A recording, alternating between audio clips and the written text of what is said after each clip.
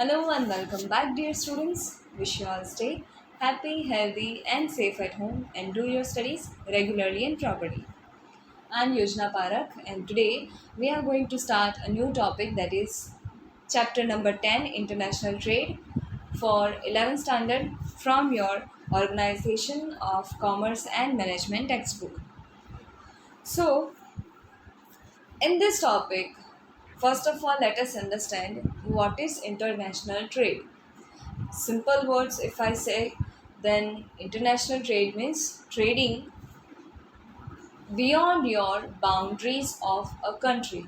Okay? When you trade beyond the boundary of a particular country, that is called international trade. Now, question arise होता है कि ये क्यों और कब से कैसे. So the answer of this questions, let me tell you one by one. हमारी जो अर्थ है, यहाँ पे सब जगह क्लाइमेट अलग अलग है, रिसोर्सेस अलग अलग है, हर चीज़ हर जगह एक जैसी क्वांटिटी में अवेलेबल नहीं है. जबकि जो ह्यूमन है उनके कुछ बेसिक रिक्वायरमेंट्स जो है वो एक जैसी है. ऐसे सर्कमस्टेंसेस में इंटरनेशनल ट्रेड बहुत ज़रूरी हो जाता है, so that we can fulfill our requirement, our basic requirement at least. तो जहाँ पर ऐसा है कि रिसोर्सेस अबंडेंस में है, बहुत ज़्यादा है, वहाँ पर उसका यूटिलाइजेशन प्रॉपरली नहीं हो रहा है, वो वेस्ट हो रहा है. एंड जहाँ पर ऐसा है कि स्कैरसिटी है, बहुत ज़्यादा नीड है लेकिन उतनी सप्लाई ही नहीं है उनके पास, तो वहाँ पर उस चीज़ की डिमांड बहुत ज़्यादा बढ़ जाती है और वो उस चीज़ के लिए स्कैरसिटी फील करते हैं, कमी फील करते हैं. ऐसे सर्कमस्टेंसेस में जिनके पास स्कैरसिटी है, अबंडेंस में से उनकी स्कैरसिटी फुलफ़िल करने के लिए उनको प्रोडक्ट सप्लाई कर दिए जाते हैं. ठीक है. एंड अब इससे बेनिफिट क्या होगा कि जिनके पास अबंडेंस में वो चीज़ पड़ी है, उनको उस चीज़ की वैल्यू मिल जाएगी. एंड जिनके पास स्कैरसिटी थी उनकी नेसेसिटी फुलफ़िल हो जाएगी. ठीक है. ये बेसिक नीड सेटिस्फाई करने के लिए हमारी अर्थ ने कुछ ऐसा एडजस्टमेंट कर दिया है कि इंटरनेशनल ट्रेड कंपलसरी नेसेसरी है. ओके. ये था कॉज इंटरनेशनल ट्रेड का. अब ये तो चलो नेचुरल कोज है, नेचुरल पॉइंट ऑफ व्यू से अगर हम देखें तो. पॉइंट ऑफ व्यू अगर हम अपना लें या फिर मतलब एज ए कस्टमर हम अगर अपना लें, सेलर का लें, गवर्नमेंट का लें, तो उनका पॉइंट ऑफ व्यू अलग अलग आता है. गवर्नमेंट के पॉइंट ऑफ व्यू से गवर्नमेंट को, क्योंकि उन्हें इस अर्थ पर रहना है बहुत सारी कंट्रीज़ के साथ मिलकर, तो उनके साथ कोऑपरेशन बनाने के लिए उनको इंटरनेशनल ट्रेड में एंटर होना ज़रूरी है, ताकि वो अलग अलग कंट्रीज से अच्छे रिलेशन मेंटेन कर सकें. ओके. सेलर्स को बहुत बड़ा वाइड मार्केट मिलता है, बहुत ज़्यादा डिमांड मिलती है उनके प्रोडक्ट के लिए, वैरायटीज़ मिलती है, ऑप्शंस मिलते हैं, काफ़ी सारी फैसिलिटीज़ मिलती है. सेम वे कस्टमर्स को लोअर कॉस्ट पर हायर क्वालिटी प्रोडक्ट्स में बहुत सारे ऑप्शंस, चॉइसेस मिलते हैं, कई सारी फैसिलिटीज़ मिलती है और उनको भी काफ़ी ज़्यादा कंपटीशन मिलता है. At the same time competition उनके लिए थ्रेट है, सेलर्स के लिए ये कंपटीशन थोड़ा सा थ्रेट है, उसके साथ साथ एक एडवांटेज भी है कि आपको अपने आप को इम्प्रूव करने का मौका मिलता है. एंड कस्टमर्स के लिए ये अपॉर्चुनिटी कि इतना सारा कंपटीशन है, यानी हमारे पास बहुत सारा ऑप्शन है, साथ साथ वैरायटी तो मिलेगी ही और प्राइस भी कम रहेगी, क्वालिटी अच्छी रहेगी. बिकॉज वो वर्ल्ड लेवल पर आपके सामने ऑप्शंस हैं. ये सारे पॉइंट ऑफ व्यू हम कंसिडर कर सकते हैं कि जिसकी वजह से इंटरनेशनल ट्रेड नेसेसरी बना और यू कैन से इन्फ्लुएंस में आया या प्रमोट हुआ. ठीक है.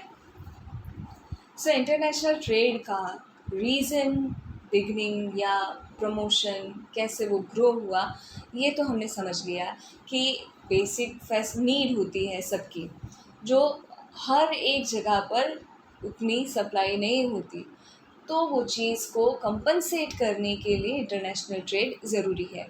एंड इसके बेनिफिट्स हर किसी के अलग अलग पॉइंट ऑफ व्यू से अलग अलग हैं. ठीक है. ये सब ने इंटरनेशनल ट्रेड को मोटिवेट किया है, प्रमोट किया है. अब इंटरनेशनल ट्रेड में हम क्या देखने जा रहे हैं, इंटरनेशनल ट्रेड होता क्या है। चलो कि हमें नीड फुलफ़िल करनी है लोगों की, तो हम ऐसे तो नहीं कि फ्री में कुछ भी दे देंगे, वो लोग कुछ भी ले लेंगे, नहीं होता ऐसा। सो इसमें क्या होगा, first thing export and import, that is called international trade. And इसके साथ एक थर्ड पार्ट भी आता है री एक्सपोर्ट का, लेकिन वो हम बाद में देखेंगे। सो इम्पोर्ट और एक्सपोर्ट का मतलब क्या होता है। तो इम्पोर्ट यानी जब आप कहीं से कोई चीज़ मंगवाते हो, that is called import. And export यानी कहीं पर आप अपनी कोई चीज़ भेज रहे हो, that is called export.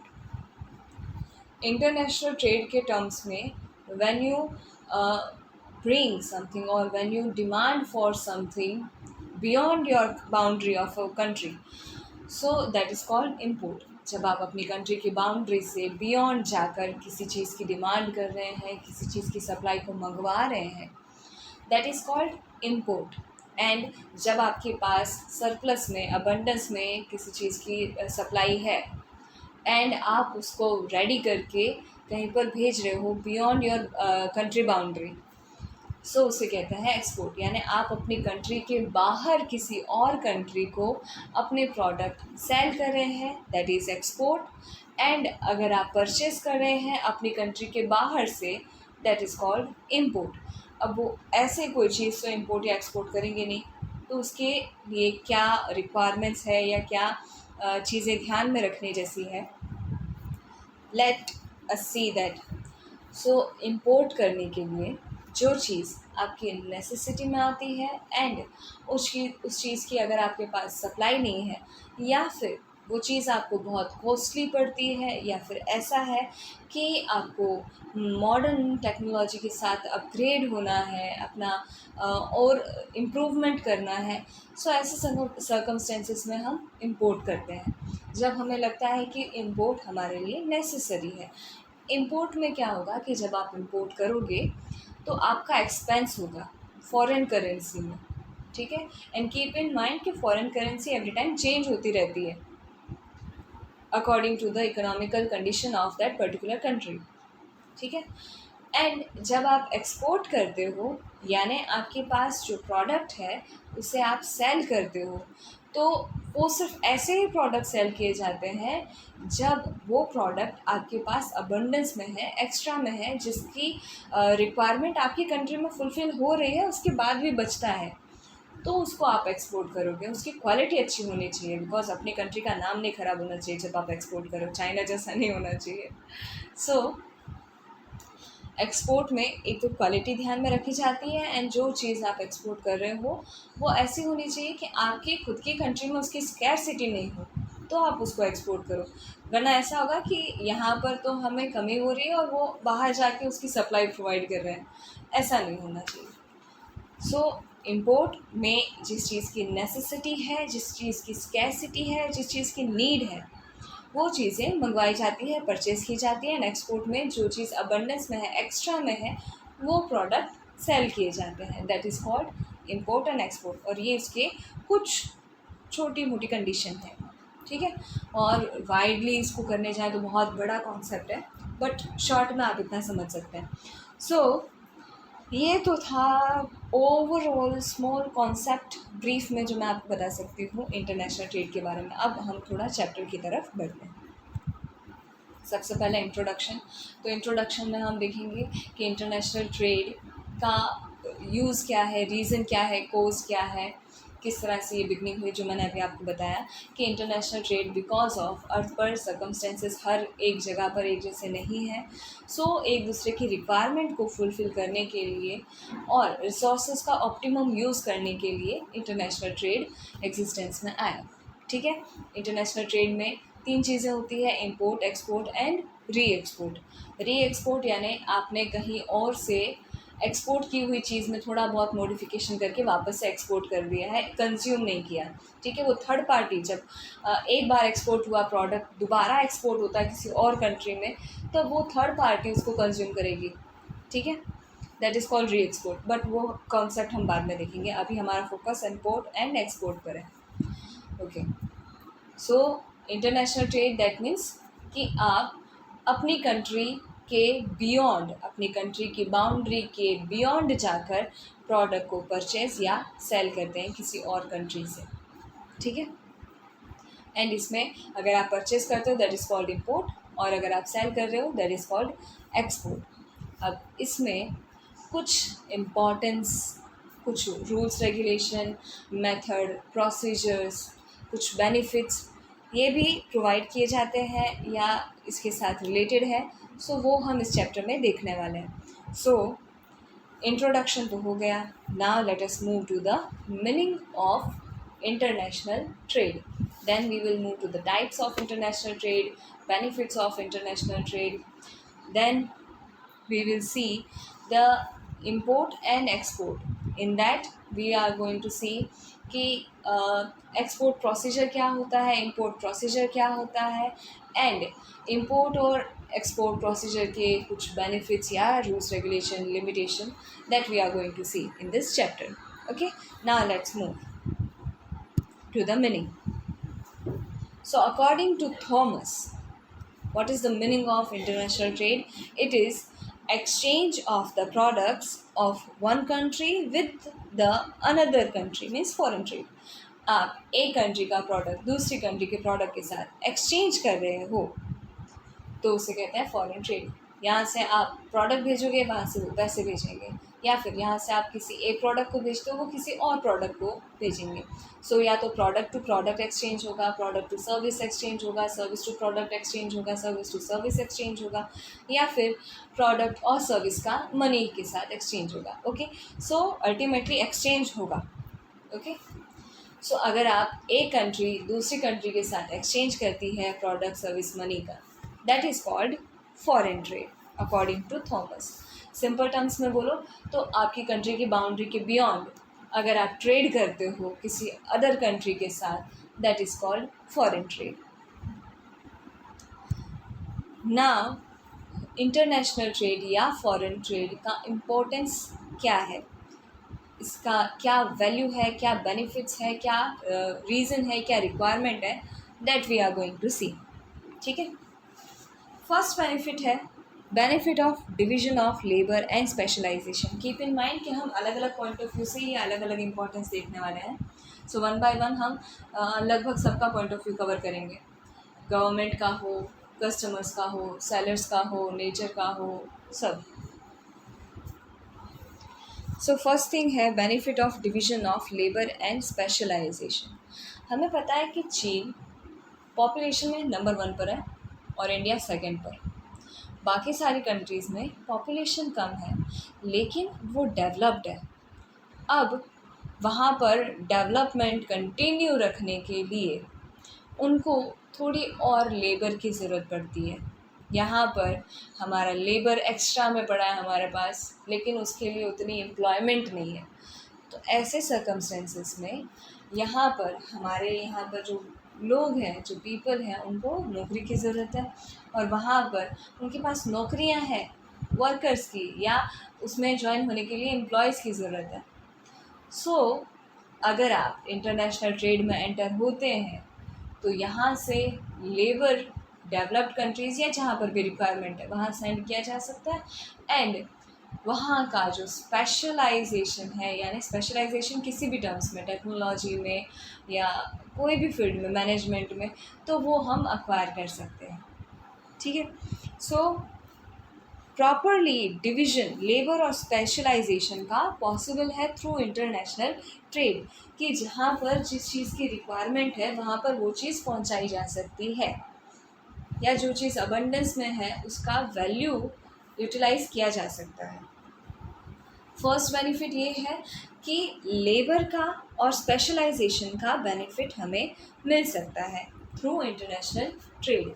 International trade में क्या होगा कि एक कंट्री दूसरी कंट्री को बेनिफिट्स किस तरह से प्रोवाइड करवा सकती है कि जिस कंट्री में जिस चीज़ की अबंडेंस है या स्कैरसिटी है उसका एक्सचेंज किया जा सकता है। सो डेवलप्ड कंट्रीज़ जहाँ पर modern techniques, modern technology, expert services, ये सब चीज़ें अवेलेबल है, उसका बेनिफिट किसको मिल सकता है? Under developed and developing countries को। एंड जो लेबर है वो तो मोबिलाइज़ किया जा सकता है एक कंट्री से दूसरी कंट्री, ताकि जहाँ पर एक तो हमारे यहाँ के जिस कंट्री से एक्सपोर्ट किए जा रहे हैं लेबर, उनको नॉलेज मिलेगी, एंड सेकेंड थिंग वहाँ पर उनको लेबर मिलने से उनका भी डेवलपमेंट होगा, लेबर का भी होगा एंड कंट्री का भी होगा। सो इस तरह से हमें डेवलप्ड कंट्रीज़ की हेल्प मिलती है, उनका स्पेशलाइजेशन मिलता है, उनकी एक्सपर्ट एडवाइस मिलती है, टेक्नोलॉजी मिलती है, टेक्निकल सर्विसेज मिलती है, एंड उनको जो लेबर चाहिए वो प्रोवाइड होता है।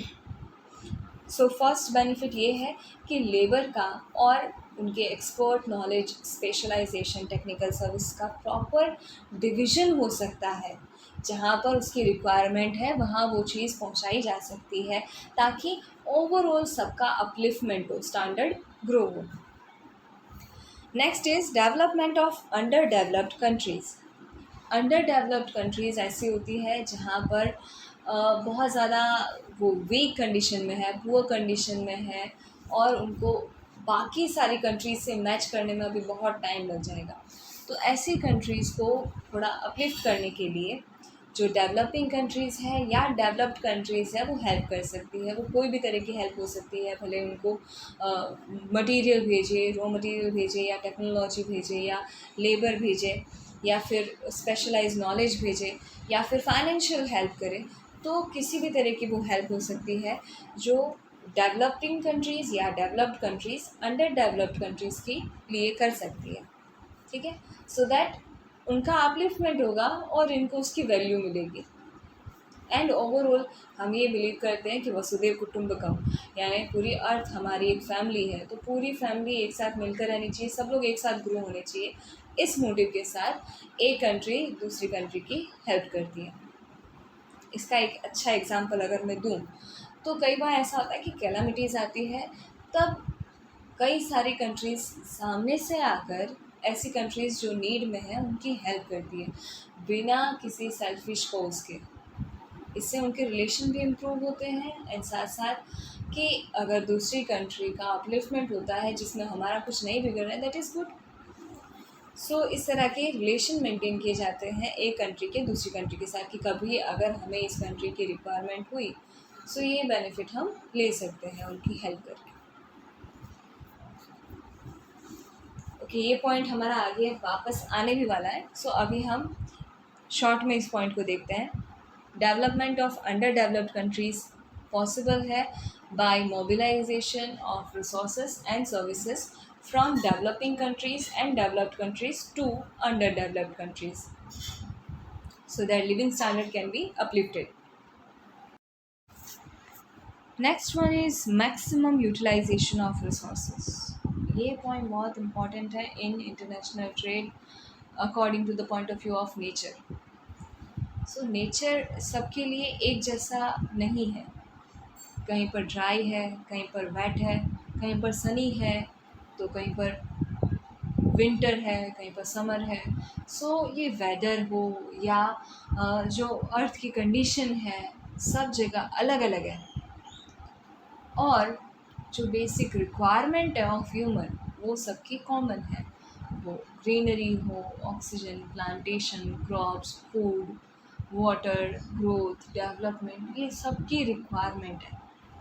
लेकिन हर किसी की रिक्वायरमेंट को फुलफ़िल करने के लिए हर किसी के पास इक्वल प्रोपोर्शन में रिसोर्सेज डिस्ट्रीब्यूट नहीं हुए हैं, तो उनका डिस्ट्रीब्यूशन प्रॉपरली होना ज़रूरी है।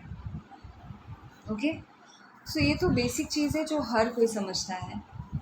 तो इसके लिए इंटरनेशनल ट्रेड होना बहुत ज़रूरी है, ताकि ऐसी कंट्रीज, सबसे बेस्ट एग्जांपल इसका मैं अगर दूँ तो कुवैत में पानी नहीं है बट ऑयल बहुत है।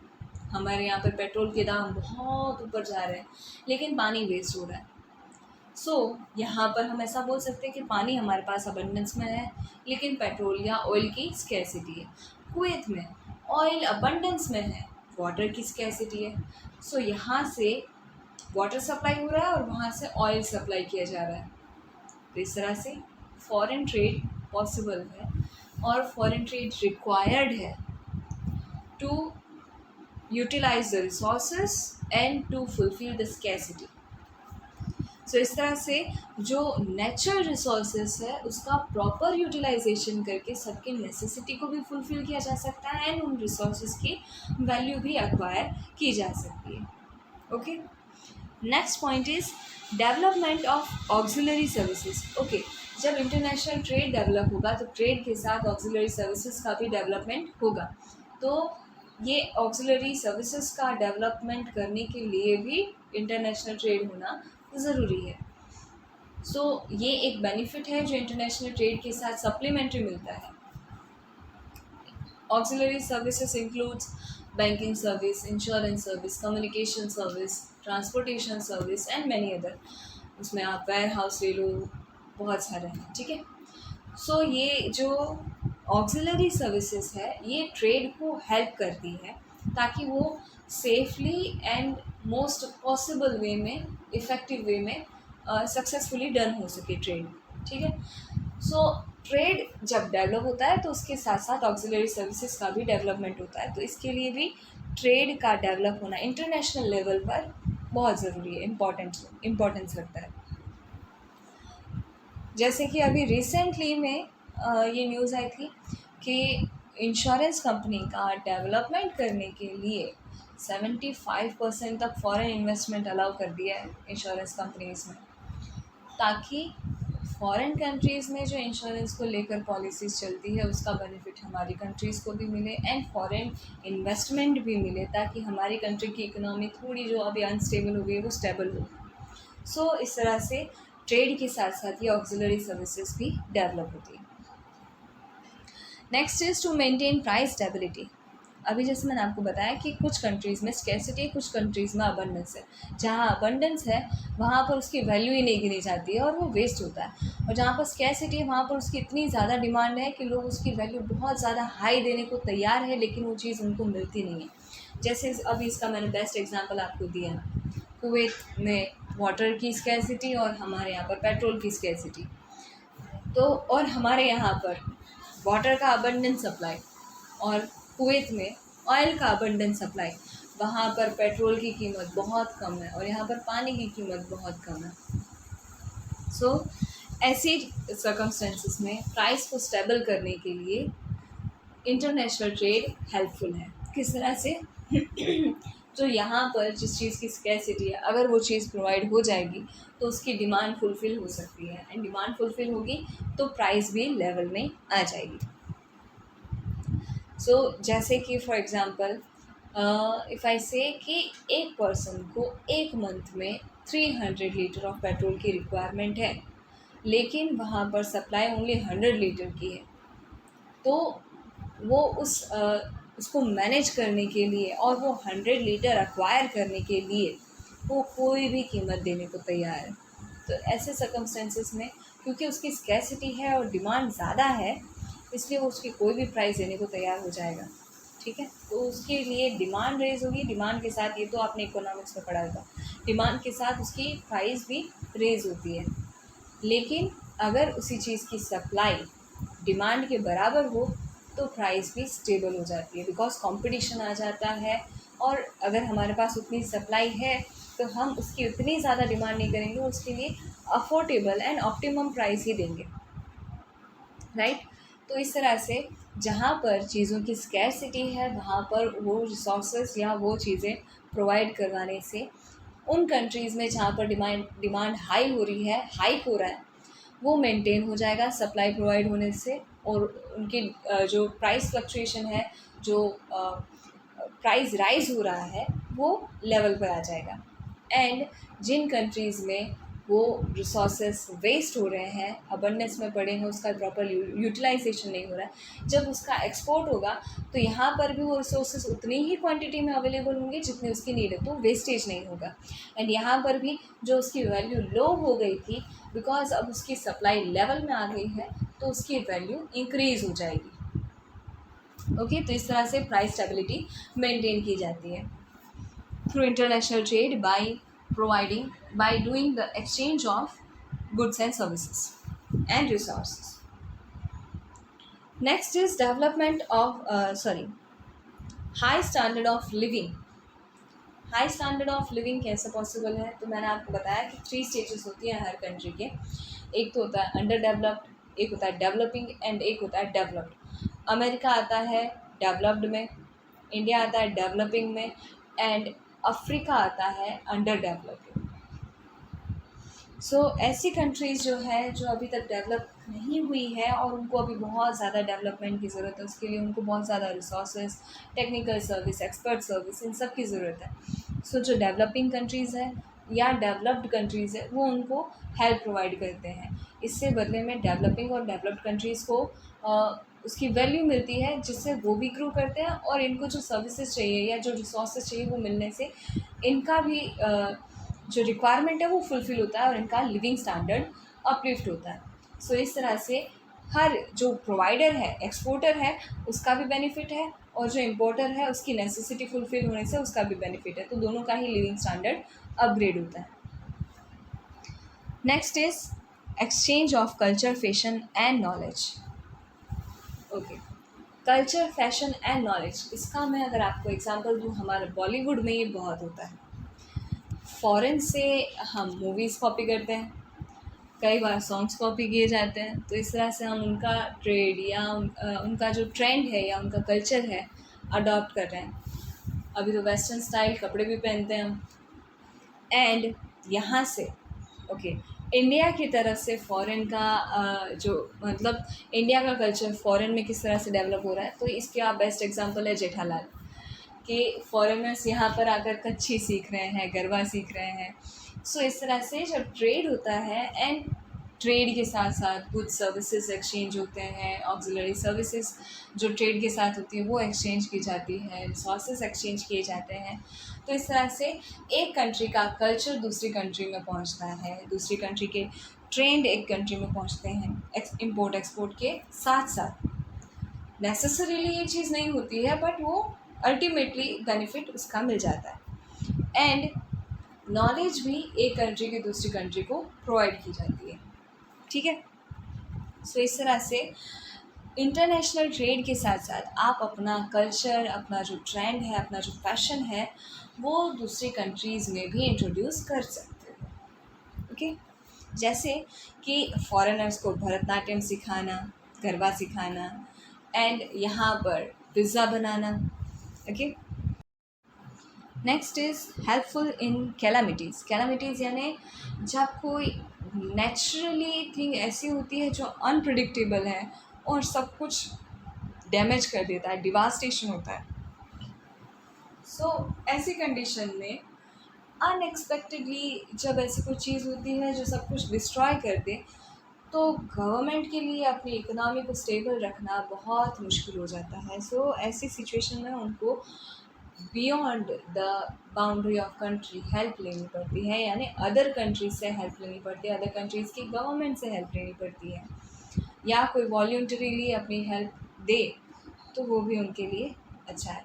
इसका बेस्ट एग्ज़ाम्पल अगर मैं दूँ तो हमारे कच्छ में जब भूकंप आया था तो वो रिकवरी करना हमारी गवर्नमेंट के लिए बहुत मुश्किल था, लेकिन कच्छ के लिए फ़ॉरेन की तरफ से बहुत ज़्यादा डोनेशन आया एंड बहुत ही मिनिमम टाइम में कच्छ वापस रीबिल्ड हो गया।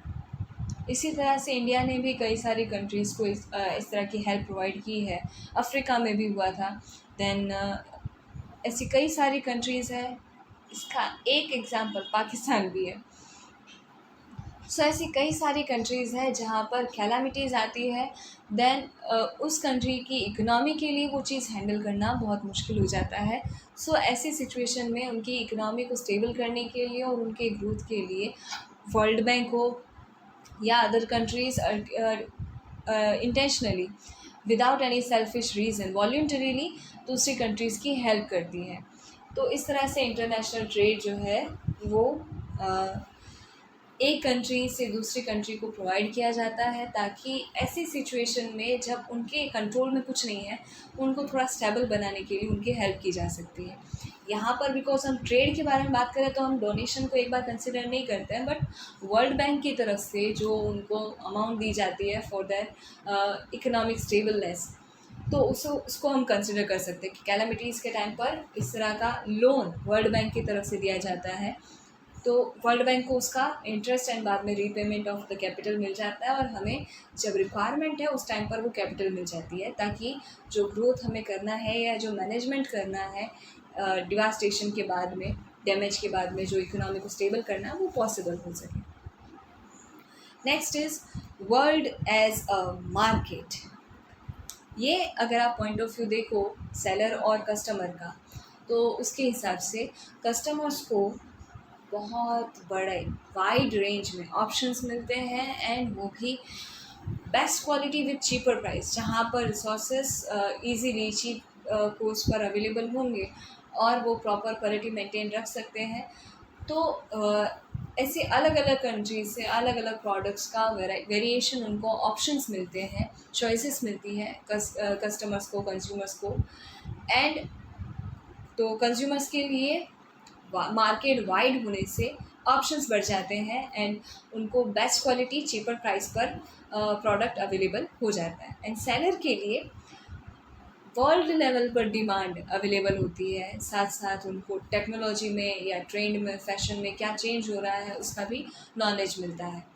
सो उनके लिए भी वर्ल्ड लेवल मार्केट डिमांड के टर्म्स में या अपलिफ्टमेंट, अपग्रेड करने के लिए या अपने आप को इम्प्रूव करने के लिए ये मौका देता है इंटरनेशनल ट्रेड। एंड कंज्यूमर्स को cheaper cost, best quality and various options का बेनिफिट मिलता है।